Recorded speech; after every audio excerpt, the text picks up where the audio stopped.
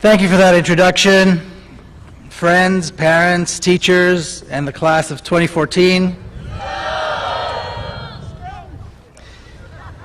I can't tell you what an honor it is for me to be here tonight. By the way, if you have a smartphone, turn it on, make sure you take lots of pictures, tweet, put it on your Instagram, post it on Facebook, just make sure you tag me as well. This is a big day and you want to share it with as many people as possible. As you heard, I taught karate here in Coronado for some 23 years. I established Martial Arts America, the karate school here in town. After 23 years, I passed it on to a Coronado High School graduate for whom this is, today is actually the 10th reunion, David Adams. I know that many of you had taken karate lessons with me. Some perhaps even made it all the way to black belt. And there's something I used to say after each belt promotion, and I want to repeat it to all of you graduating seniors of the class of 2014. Be sure to thank your parents and your grandparents and whoever else made this day possible for you. Then, take a moment and congratulate yourselves. I also want you to join me in thanking your teachers. Like you heard, Duran, my son, was graduating today in the class of 2014, is the second in our family to graduate from Coronado schools. Eitan graduated 2 years ago, and our daughter Tali will be in the class of 2020. So as a parent, I want to humbly thank all of you, wonderful, dedicated teachers, for all that you do. Like you heard, yes, let's give them a hand, absolutely. Yeah.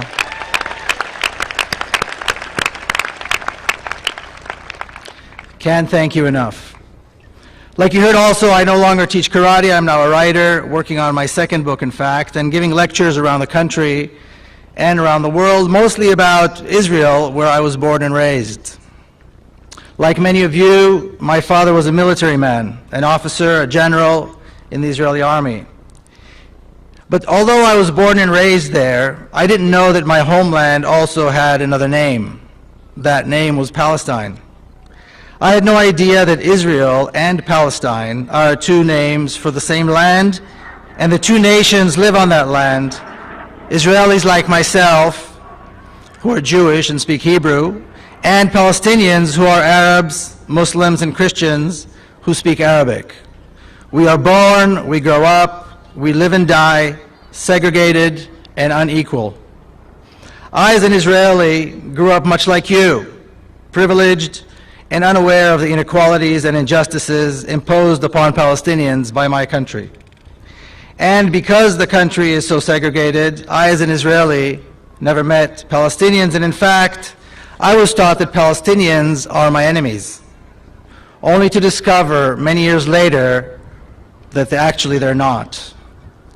My country told me that Palestinians want to kill me and destroy my country, and that I must fear them and prepare to fight them. And I did prepare to do just that during my 3-year mandatory military service in the Israeli army. I met Palestinians for the first time not in our shared homeland, where I grew up, but here in San Diego. I was 39 years old.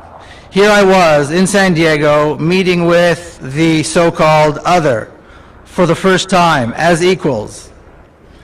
And I found that we are not enemies at all, but fellow countrymen.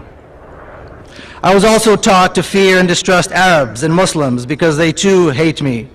And it turns out that they too do not. In fact, it turns out that there is no such thing as they. So I would say to you, based on my experience, to question your country and question your government, but to trust in people. And fear not people who wear a head cover or a beard. Fear not people who call God by a different name.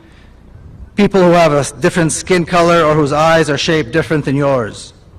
Fear not people who are poor or homeless, but reach out, rid yourself of the fear, and you will find, as I did, that trust will take its place, that the barriers between you and others will collapse, and that your circle of friends will grow just as it happened to me. Now high school is behind you and you're about to go into the big world and do big things, things that matter and where you will make a difference. Never stand aside in the face of injustice. Never tolerate racism or discrimination. Stand up against war and never accept violence as a means to solve problems. President John F. Kennedy demanded that you ask not what your country can do for you, but what you can do for your country. But I call on you to demand more of your country, to ask tough questions of your leaders, and to demand that they do more for you as well as for others. Ask, for example, why is it that here in the U.S., which makes up only 5% of the world population and claims to be the land of the free, we have 25% of the world's prisoners? Why is it that almost half of the 2.5 million prisoners in the U.S. are African Americans, though they only make up 12% of the population?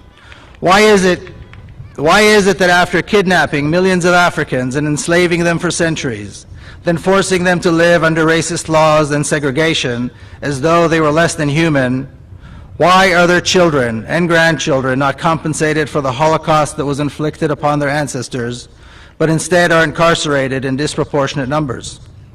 Consider this for a moment. People of color in this country have only been free from legalized racism for 50 or 60 years. Yet they have given us great minds like Thurgood Marshall, great poets and writers like Maya Angelou and Toni Morrison, great leaders like Martin Luther King and Malcolm X, and great talents like Jimi Hendrix and Whitney Houston, to name but a few. Imagine just how many more contributions people of color could make had they the same opportunities as all of us. While it's true that we have a Martin Luther King Day and even an African American president, the vision of a truly free and just society where racism no longer exists has all but died, and the struggle that began with great men like Dr. King and Malcolm X must be revived. But that's not all.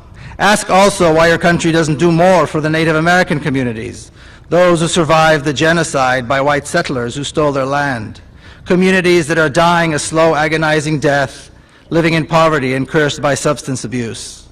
Why are we not doing more for poor immigrant communities who risk their lives to come here, work so hard, and do so much for all of us, yet are treated as less than citizens and live in fear of deportation? Ask why the lessons of the Vietnam and Iraq wars are not learned, wars where countless civilians and thousands of American soldiers were killed, injured, and are now quite often forgotten.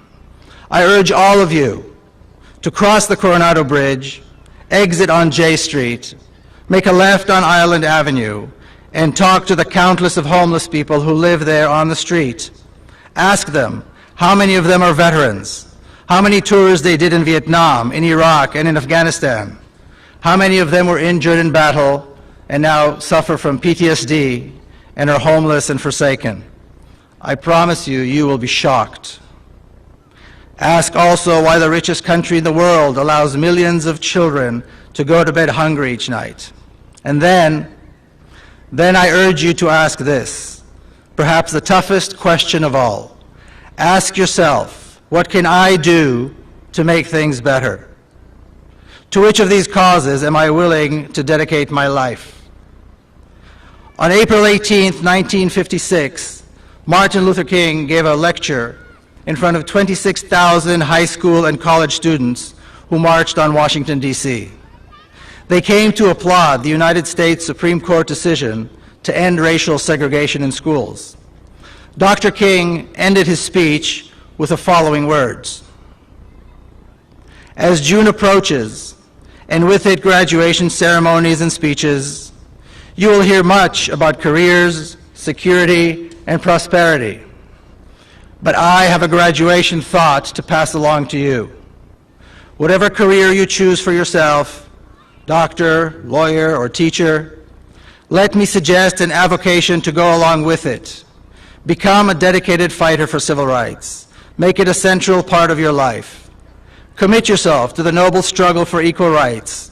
You will make a greater person of yourself, a greater nation of your country, and a finer world to live in. End quote.